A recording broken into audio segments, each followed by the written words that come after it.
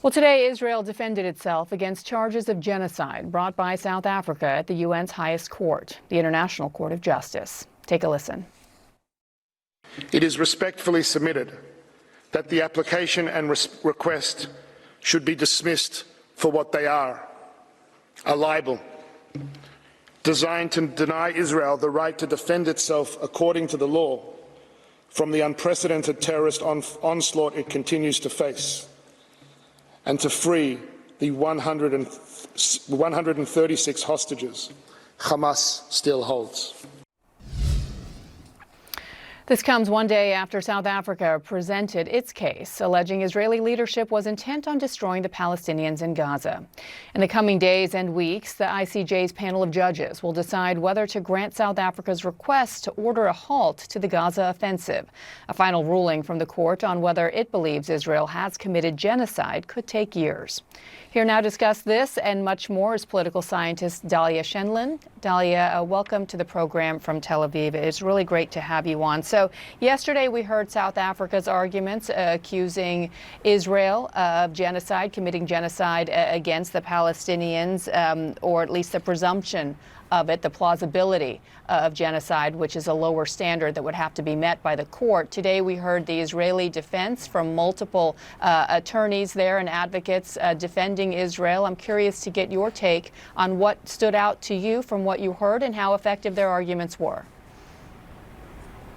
Yeah, I think the most important argument that Israel was trying to make, both in court and in its public diplomacy, its sort of messaging within the public environment, was all about context, a word that has been sort of fallen into a controversial situation after October 7th. But what they're trying to say is that the context for this war was October 7th. And I think, to me, the interesting argument was that Israelis believe that this entire accusation of genocide is completely unfounded because Israel was responding to what it considers to be a genocidal attack, certainly an attack on its civilians on sovereign territory.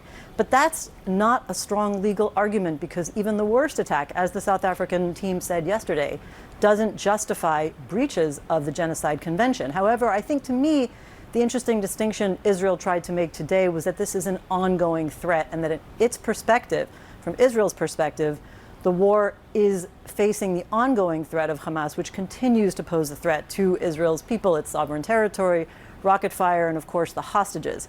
So to my mind, that was one of the strongest arguments. I think there are other arguments that weren't quite as strong, which is essentially Israel's broader argument that this is either an anti-Israel plot, absurd, politicized, anti-Semitic, and that is something that we heard in pretty much every forum outside the court.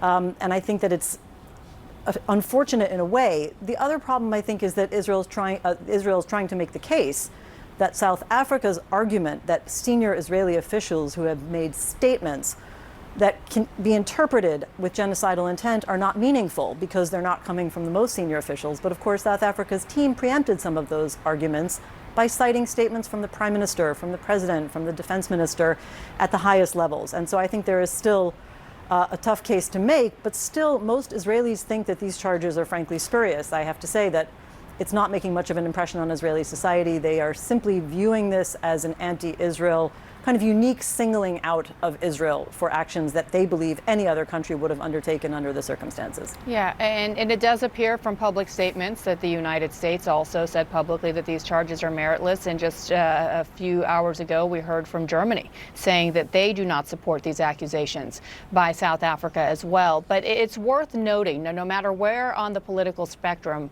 Israelis lie, I'm not speaking for every Israeli, but it does seem that a large portion of the country was not only glued to these hearings, but also took the view that you just described, that this sort of shocked response as to how Israel, of all countries, could be accused of genocide, not only because Israel was attacked itself in a terror attack on October 7th, but obviously its own history. You wrote a piece this week called "Israelis Can't Understand How They Could Be Accused of Genocide." And here's what you wrote. As a decades-old student of conflict, the creativity of human savagery never ceases to amaze me. But it's time to accept that we've simply joined the grim list of people embroiled in mass atrocities, with perpetrators and victims on this side or the other, wildly mixed. What led you to write this piece and come to this conclusion? Well, I think one of the things that's confusing for Israelis is that they see this as a charge that is singling out Israel. In fact, they tend to look at the entire system of international courts and international law, and the UN in particular, as fundamentally anti-Israel and singling out Israel. I disagree with this approach, and I think that it's largely because of the fact that Israelis, being embroiled in an ongoing military occupation and conflict, see themselves in a unique position. They think that nobody understands their suffering, their situation. And this is something that I've experienced in many conflicts that I've worked on, either as an academic or as a public opinion researcher. I've visited some of these post-conflict areas. If you think of places like the Balkans, certainly Rwanda, but the Balkans in particular, I've noticed that there are many people who think that nobody understands them. And many of these conflicts have overlapping features.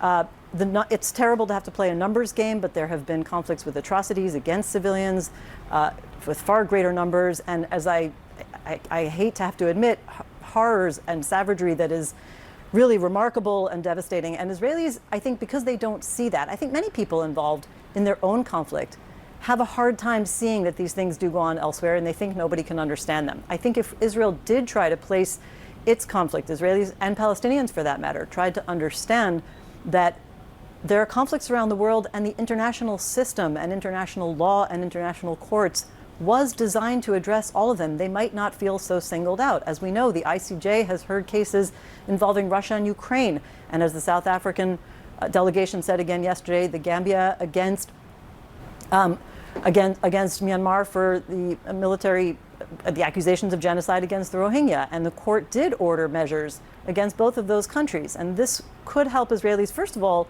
not to feel so alone, but also to realize that these laws and institutions were not established purposely to target them. They are established actually to try to address humanity as a single entity in which everybody has human rights and deserves institutional protection.